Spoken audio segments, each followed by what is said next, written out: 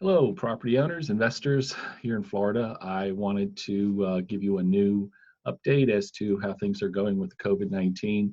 I know that my last report, I was telling you about the extension we had by the governor for moratoriums on evictions and other things. So I want to give you a general update as to how things are running. So we started to open up back in May 15th, you might recall from my last conversation. And um, for the most part, most of the state has reopened up to some degree.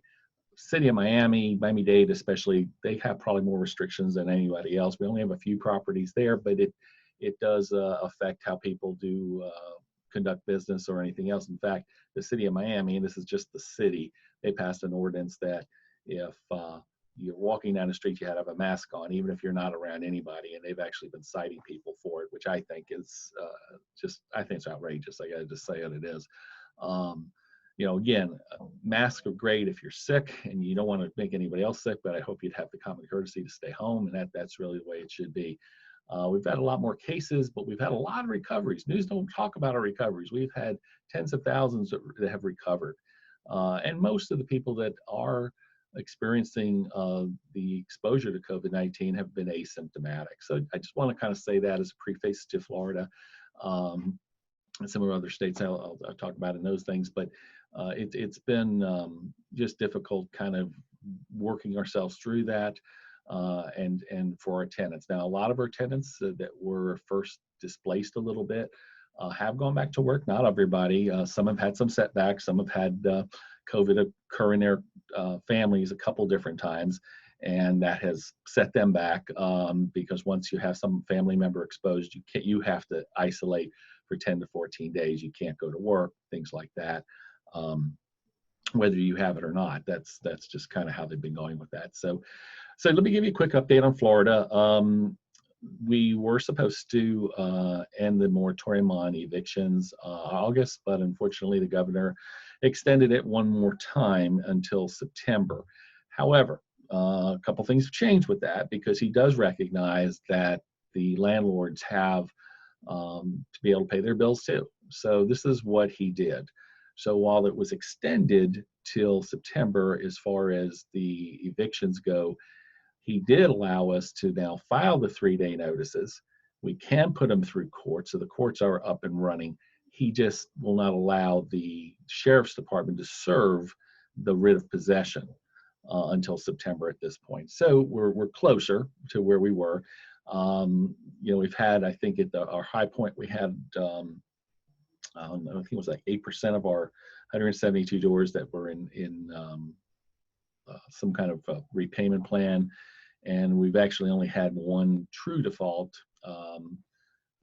couple that are behind, and I'm keeping close eyes on them, but one true default, and that family, at the suggestion of what our attorneys did, is we went ahead and gave them a 7-day notice after the governor signed this last thing, letting them know, hey, we're going to go ahead and do this 3-day, and then we're going to do the eviction. And they left last week. Now they didn't leave this place in a great condition, but you know what?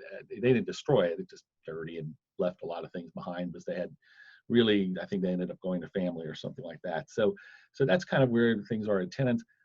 Most counties have some of this CARES money that they can give grants out. There's really no reason why, in between that and the enhanced unemployment, there's really no reason why people can't make ends meet. If we're talking about our tenants, if they apply everything depending on what their particular financial situation is. Sometimes you rob Peter, pay Paul, whatever it might be. But that is just kind of it in a nutshell of where we stand as of today, and today is August 17th. We continue to collaborate with the other property managers around the country. We talk to them so that we make sure we're doing the right things, the same things, doing the best practices, and everybody's been pulling together better than ever we could before. I'm kind of zoomed out with Zoom calls. You might be too, but that's how we communicate very, very well. Again, so most of our businesses are open. That we've had a failure rate, it seems to be of about 20 to 30% in some of our small businesses, restaurants, things like that have closed permanently. we're not feeling it right now. At Florida right now, we're at about $2 billion in less revenue as of June 30th than what we were or should have been at that particular time. But let me also say that Florida, in the good days, put away nearly $3 billion in reserves. So we haven't used our reserves up yet. We have cut back in some other things. So Florida is still open for business. Florida is still doing well that way. Properties still continue to get rented. We do ask and check them out a little bit better because we don't want to come in and in default. So those are things that are on top of the mind.